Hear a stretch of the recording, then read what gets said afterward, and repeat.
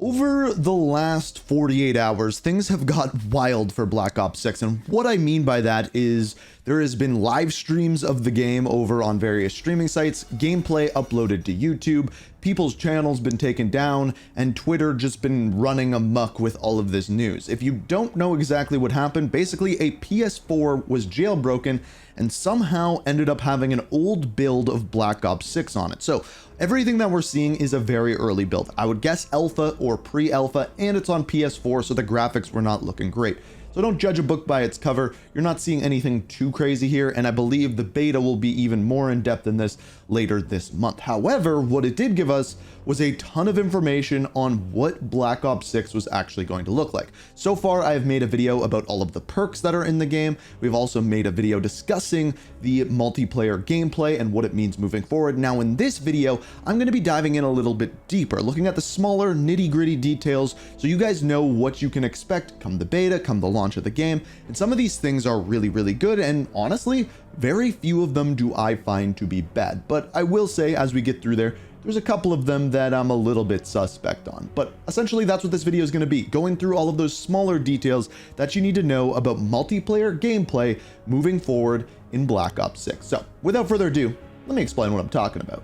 So as per usual, when it comes to leaks, these are up for debate because any of these things could change moving forward, but definitely a lot of them are set in stone. The first thing that I wanted to look at was the create a class system within this game. Now, this, I believe, is a concept image made by Trisdo. I don't know, it's all over the internet. I don't know the origination of it, but this is a pretty good concept of what the create a class is actually going to look like. You're going to have your primary, you're going to have your secondary, you're going to have a dedicated melee slot, and the example that I saw when I was at Treyarch is the melee weapon that they put in their class, I believe was a baseball bat, and then your lethal and tactical equipment, as well as a field upgrade, 3 perks, and then a wild card. There was also something in this called a combat specialty, which if you use 3 of the same color perks, which were designated to green, blue, and red, it would give you a bonus perk that is very, very powerful. I do have a video that I uploaded yesterday going over all of the perks within Black Ops 6 that have been leaked, so if you want to check that out,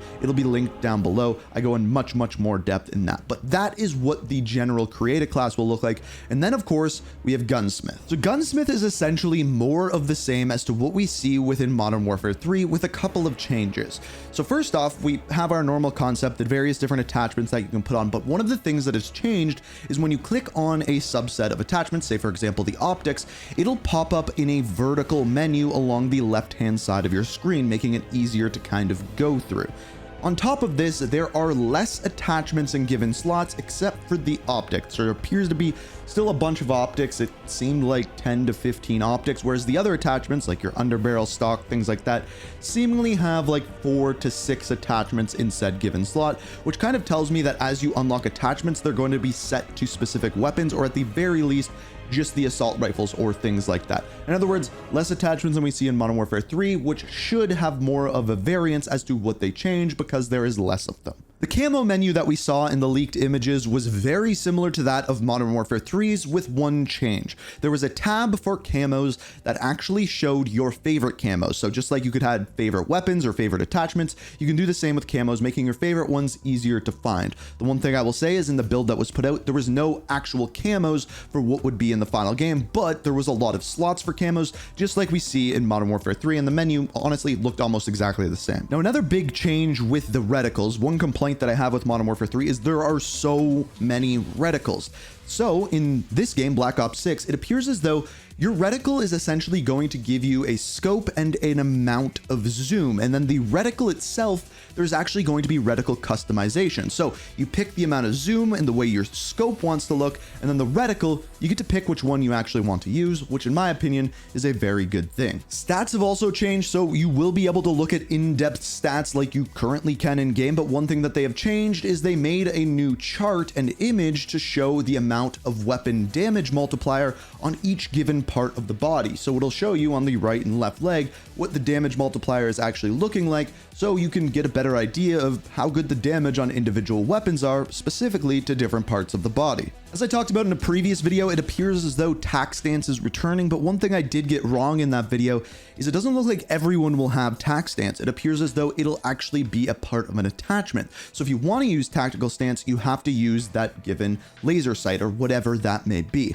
I think this is a little bit more balanced because with Omni movement, I have a feeling tactical stance could be very, very powerful because you can sprint in any direction, which means you can use tac stance when you're moving in any direction as well. Again, very powerful. Now, while we were talking about movement, I have to say a little bit more gameplay came out today on the map called Stakeout. It was a very, very tiny close quarters map, looks like one of the 2v2 strike maps, but the person who was playing on it was trying to do slide canceling, and it appears to be in the game just in a different way. There's a little bit of a delay after you are done sliding, and I think this is to counteract people abusing the movement, because again, you can slide in any direction, but this will be something that'll be more tested out in the beta, and we'll just have to wait to see how this one feels.